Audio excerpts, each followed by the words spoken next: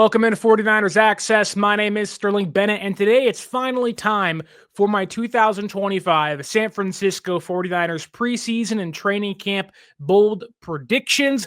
Gonna dive into maybe some moves that may happen via the trade market, some potential cut candidates, and who I think wins some key positional battles. Hopefully you'll like, share, and subscribe to the audio podcast version of the show. Still shooting for over 100 reviews by week one of the regular season. And even if you can, help us down below by commenting your own bold predictions for the Niners preseason and training camp sessions in the next few weeks or so. But let's get into the show today, and let's kick things off with wide receiver Jauan Jennings and my bold prediction / hot take of the training camp and preseason sessions is that the San Francisco 49ers will not trade Jauan Jennings. I know it's a softball. I know it's a, well, duh, Sterling, but I want to ease us into the show as the takes get hotter and hotter and the predictions get bolder and bolder. So my number one semi-bold, semi-hot take is that Jauan Jennings will not get traded and receive a brand new contract. Again, that's a very, very, very cold take, if you will, but it's a Saturday morning. I'm tired. Let's ease ourselves in to today's show. But my real first hot take and bold prediction is that rookie running back out of Oregon, Jauan Jennings, beats out second year back out of Louisville, Isaac Guerendo, to win the San Francisco 49ers running back 2 job. Now, we know Christian McCaffrey is solidified as this team's number 1 back. Unfortunately, he'll probably get 15, 20 carries a game, 5 catches, and be running to the ground by week 6, but fingers crossed that does not happen. So it's really important to have guys behind him that can spell him, relieve him, and give him some time to rest, recuperate, and also hopefully stay healthy throughout the majority of the season. And I love Isaac Guerendo. Don't get it twisted. I was on the Guerendo bandwagon before he got drafted to San Francisco 2 years ago. I love his skill set. He is a perfect fit for the Shanahan offense. He has the speed, the what-cut ability, and he also is a really good wide receiver that can hopefully help San Francisco out in the passing game. That said, if you've been paying attention, Shanahan's offense, although would probably still classify itself as a wide zone scheme, they are and have been transitioning into a more inside zone rushing attack in recent seasons, and Jauan Jennings fits that type of schematics a lot better. I think Jauan Jennings of this draft class was one of the better inside zone running backs.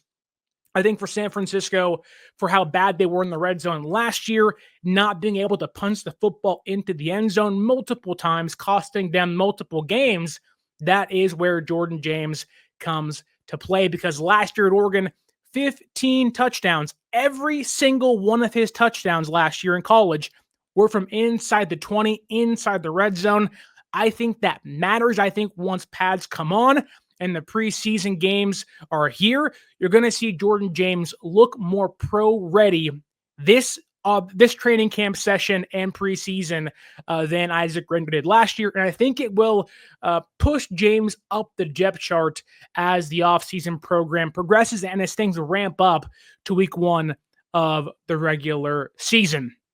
Hot take number 2, bold prediction number 2 is that Russell Gage, veteran wide receiver, not only makes the roster, but becomes the receiver number 4, beating out rookie Jordan Watkins and Junior Burgeon, while also edging out second-year receiver Jake Moody for the receiver number 4 on the depth chart, while Demarcus Robinson serves a suspension and Brandon Ayuk recovers from injury. Now, I tell you this, I don't like this prediction based on the fact is I don't want it to actually happen.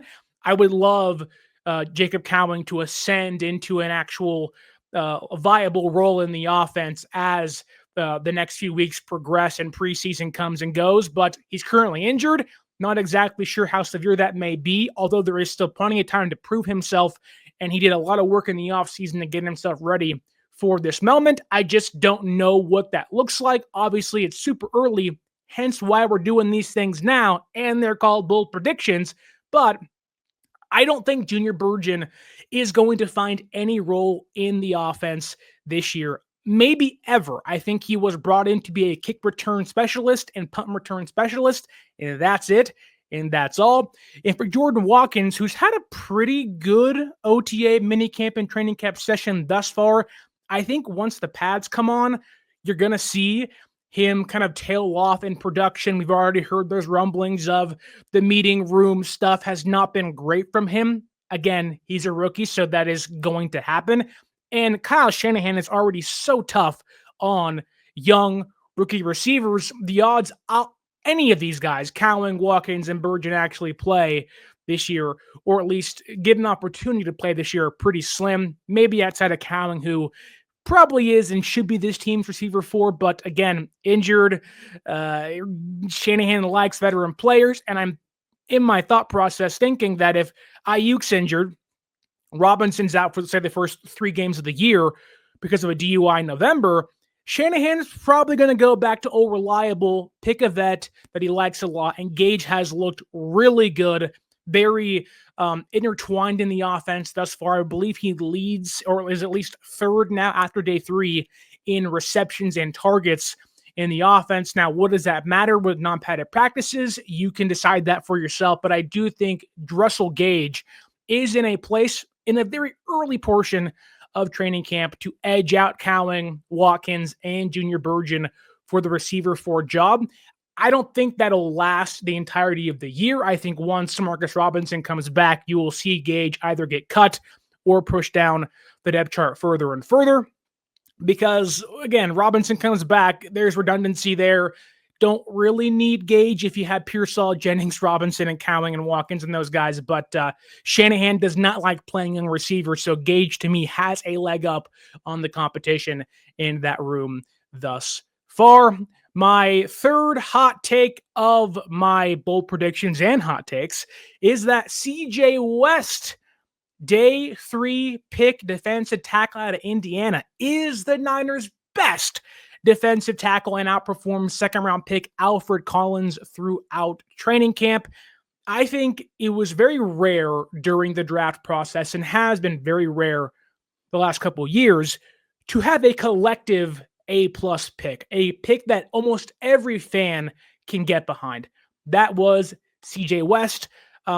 People like Michael Williams, but they wanted other guys, Shamar Stewart, Mike Green, James Pierce Jr., even Alfred Collins. Some fans wanted different defensive tackles or an offensive tackle there at the second round. But I do think CJ West possesses something Alfred Collins does not have yet. Now, I think Collins can get there. There's a reason why Collins was a second-round pick over West, who was a day 3 pick. But West right now on day 1, to me at least, his Indiana tape indicates he has a better pass rushing plan than Collins on day 1. And I do think that their run defense, although I think Collins has the leg up there, is not too different when it comes to ability right now. Collins has yet to play with the first team. Neither has West. But I think as things progress and they put the pads on, I think you will see West separate himself amongst the group. Now, I'm not going to say West becomes a starter on day 1 or whatnot, but I do think that West will look like, and I think you'll have fans behind pushing him to be this team's starting defensive tackle, because he'll look like the best defensive tackle during preseason and once pads come on Monday. My next hot take / bold prediction is one that I don't like admitting I think actually will happen. That is, I think cornerback Darrell Luter Jr. is going to get cut.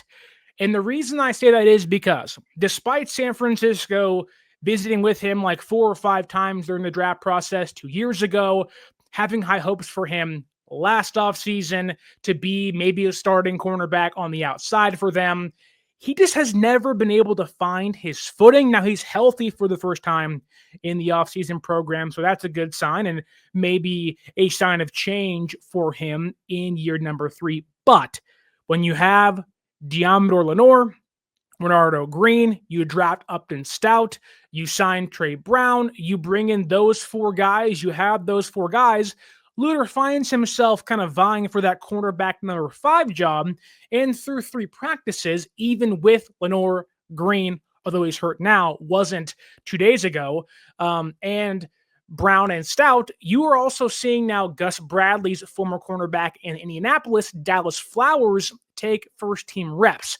That's 5 cornerbacks right now ahead of Luter Jr. on the depth chart. Now, maybe he becomes CB6, but without knowing how many safeties they want to keep on the roster, or if they value a special teamer like Siren Neal more than Darrell Luter Jr., things are not looking great for the third-year cornerback this season. I think he gets cut. I don't think he has a chance to make the roster if he continues to not find his footing on the defense this year. Again, he was not a Sala pick. He wasn't a Brant Boyer pick. He wasn't a Chris Kosera pick, if you will, albeit that's defensive line. This is a new regime, new defense being brought in to reshape, retool, cut guys, and trim the fat off the roster that maybe can't play or shouldn't play on a Niners defense that desperately needs depth and help to win now and in the future.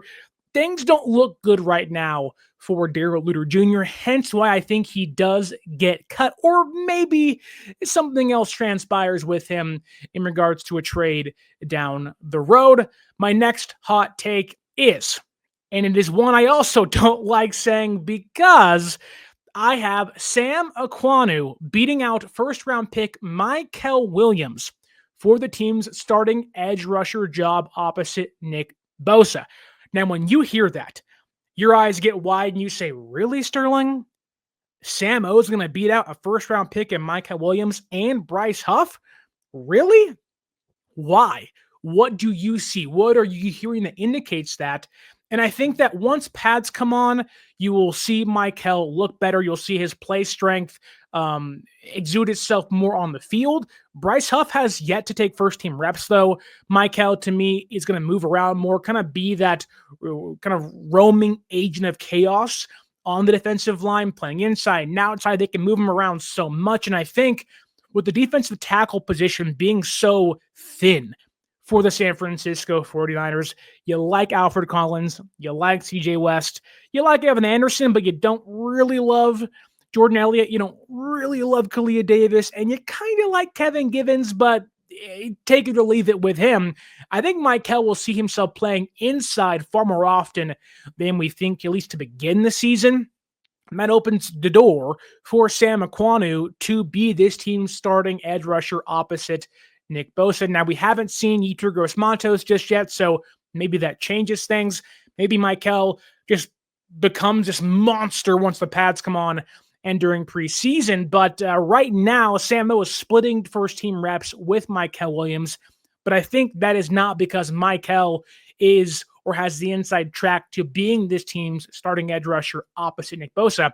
I think Sam O would probably be the guy on base downs, and then Mykel is playing defensive tackle, moving around, and giving Robert Saleh and Chris Kosera so much more versatility to maybe play every single down, but maybe not technically being this team's starting edge rusher on the opposite side of Nick Bosa. But again, a lot of time to go. I'm hoping I'm wrong about this. This is of the grouping. This is the one I'd like to be wrong about because I want Mykel to be awesome and great, and I think his future is so bright. But I do think early on, at least, maybe week 1 or so, Samo may get that nod over him, with Mykel usurping him as the season progresses, which I don't think is really out of the realm of possibility for this young defense with the new regime and so many new starters in 2025.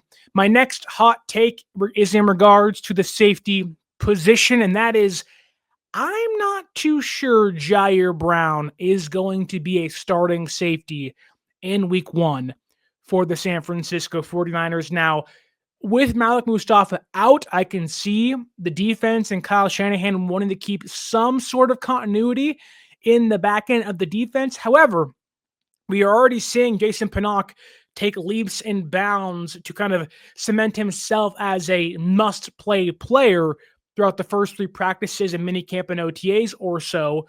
Again, it's early, but I think it's worth mentioning that Pinnock is starting off to a really hot start, and we're also seeing Richie Grant take first-team reps, and that's without Mustafa being there. So I do think right now Ji'Ayir Brown, although maybe in a good place to win the job, I think once the pads come on, once the coverage skills become necessary, once we start talking about and getting into defensive schemes and certain players, run fits and all that stuff, when the preseason happens, I do think you will see Ji'Ayir Brown slide down the depth chart somewhat. Maybe it's not as simple as being their safety number 3. It could be in a rotation with Grant and Pinnock, but I do think that Ji'Ayir Brown will not have a solidified starting job as one true safety, whether it's free or strong, on the defense. I think he will find himself in somewhat of a 3-man rotation by week 1 of the NFL season. And I do think that if he doesn't play well, that you're going to see Mustafa and Pinnock play a lot more together than Ji'Ayir Brown out there, which would not be a great look for San Francisco, knowing that what 2023's draft class was Jake Moody, Cam Latu, and Ji'Ayir Brown. One of those guys is already gone, and Jake Moody may be gone, and Ji'Ayir Brown may not have a starting job. But I do love Tig. I think he's a great player and can be a great player and should help this defense this year. But new regime, maybe a brand new year. A lot of it kind of aligns with Darrell Luter Jr.'s hot take of being cut, albeit Ji'Ayir Brown won't get cut. I do think that I just think San Francisco needs a shakeup. And I think Ji'Ayir Brown not starting could be that shakeup for them. There was times last year where Ji'Ayir Brown got benched. This is a pivotal year 3 for him. And so I'm not exactly sure where he stands in regards to Robert Saleh's mindset at safety. But they brought in Marquise Siegel. They brought in Grant, Pinnock. They have Mustafa. They have Jalen Mahoney and other guys in that room. So it's a crowded room. I don't know where Ji'Ayir Brown fits just yet, but I'm not sure he'll be a starter this season. I want to pause for 1 second to kindly ask you to like, share, and subscribe to the show. Send us your bold predictions down below. I want to hear from you and the faithful in the comments. Sound off down there. And if you want to go watch your San Francisco 49ers play this season, use our promo code 49ers Access, 49 ERSACCESS at SeatGeek.com to save yourself $20 off your first purchase. I use SeatGeek all the time for concert tickets, for baseball tickets, for football tickets. Whenever I can go to an event, I am using SeatGeek to get my tickets in the door.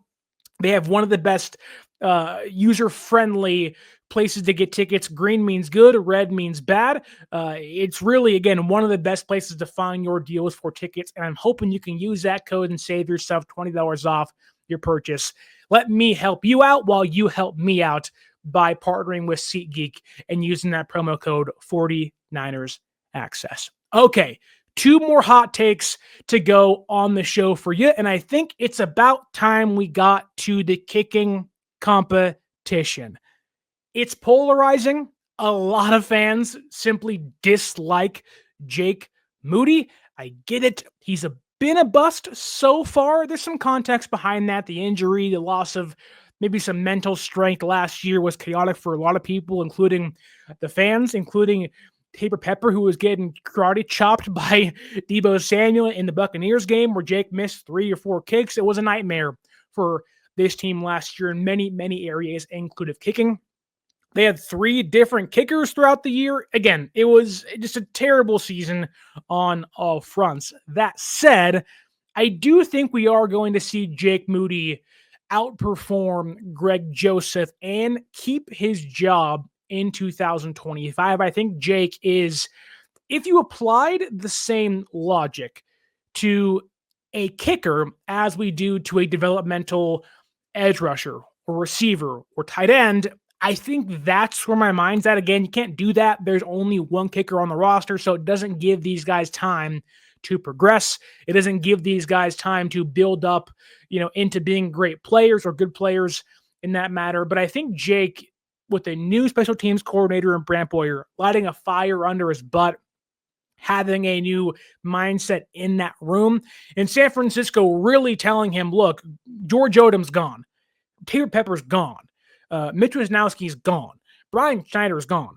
you are one of the last guys in that room remaining from the last regime. We're betting on you to be better this season. We like what you can do as a player, and we hope that your third round pick draft status can actually be justified by us this season. I don't think Jake has been terrible, but I think last year certainly kind of clouded people's judgment about him. Again, he wasn't great in 2023, missing game winning kicks. I get that, but he was just in the dumps last year with how bad he was. And I think rebounding this year, I think getting him into camp, hopefully preseason is the biggest thing for him because he's always been a good practice kicker. Come preseason, if he can figure things out, he already changed his stance this offseason. So there is a more compact kicking stance for him and mechanics for him. You have Brant Boyer there, who I think is pretty keen to keep Moody, knowing that Moody has a great leg. It's all mental. Happy Gilmore, too, just came out, and Chubb said in the first one, it's all in the hips. It's all in the hips. For Jake Moody, it's all in the head. All in the head. Jake really needs to have that mental clarity.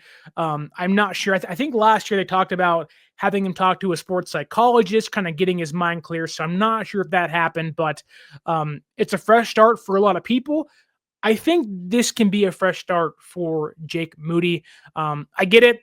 People don't love that. They're done with it. They think it was a bad pick. I don't disagree with you per se, but I do think that Jake will edge out Greg Joseph to remain this team's number one kicker throughout training camp, preseason, and hopefully, if all goes well, won't be as bad as he was last year and may have the best year of his career throughout his third year in the NFL. Even Jake said, I have to prove to myself I belong and deserve to be here. So even he's feeling pressure to perform. So I'm hoping with some tough love, Jake will be able to find his footing, no pun intended, once again. The final hot take and bold prediction of the show is that the San Francisco 49ers will make a trade. Now, I don't know if that means they will trade somebody away or they'll make a move to acquire somebody else. I do think there is room for this team to acquire another offensive lineman, a depth piece at that, not a starter, or even go get another linebacker. I love D. Winters. You love Fred Warner. You kind of like Luke Gifford. He's been on the first team. You love Nicholas Martin, a third-round pick. You hope he'll grow quickly in year one, but Tatum Bethune, what is he?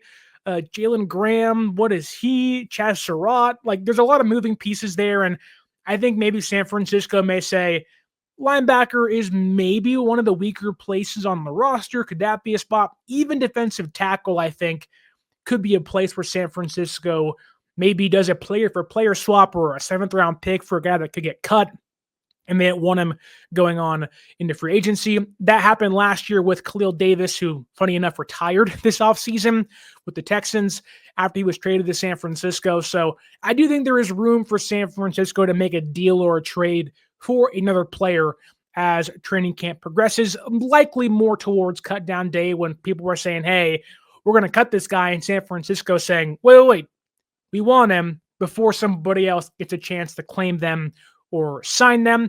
I also think there is room for San Francisco to trade players away. Now, I get it. The depth for San Francisco isn't there this season, and they've had a lot of guys exit the door, right? Dre Greenlaw, Hufanga, Mooney Ward, Deebo Samuel, amongst many, many others. Leonard Floyd, Malik Collins. Again, a lot of guys are gone from this team. But I do think that, going back to my Darrell Luter Jr. prediction of being cut, maybe instead of being cut for Darrell Luter Jr., maybe a different team would say, hey, young cornerback was injured. We'll take a chance on him. So I do think there is room for San Francisco to trade away Darrell Luter Jr. or somebody else along those lines. Maybe in their own right, it's a linebacker, Chaz Surratt, Bethune, Jalen Graham. Somebody will want one of these players maybe before they can get cut. Injuries happen, guys go down, roster spots open up as preseason progresses. We already know it ourselves. Pearsall's injured, Cowling's injured, Ayuk's hurt. Like, there's a lot of reasons to say, get a receiver, many fans out there say, go get a receiver. So I think as the next few weeks progress, you will see San Francisco make a move or two, whether it is trading for somebody or trading somebody away. But sound off down below in the comments. Do you like my bold predictions? Do you agree? Do you disagree? And send your bold predictions and place those puppies in the comments down below. Tell me what you think your bold predictions are going to be for preseason and training camp. Do you think Jauan Jennings gets traded? If so, tell me down below. Don't forget to like, share, subscribe. Leave us that 5-star audio podcast review. You can also follow us on social media at 49ers.access is the Instagram. 49ers_access is the X or Twitter. You can also check out our Substack. I'm giving you all my training camp takeaways that I've heard, that I've seen down in the Substack. It's brand new. Go subscribe there. I'll link it in the comments below if you can. Go subscribe there. It's totally free right now. What a great opportunity to get in there and get some more insight into your San Francisco 49ers. And finally, if you want to go to a sporting event, mainly a Niner game this season, use our promo code 49ersaccess, 49ERSACCESS at SeatGeek.com and save yourself $20 off your first purchase. Again, drop those hot takes and bold predictions down below. And as always, until next time, my name is Sterling Bennett, and stay faithful.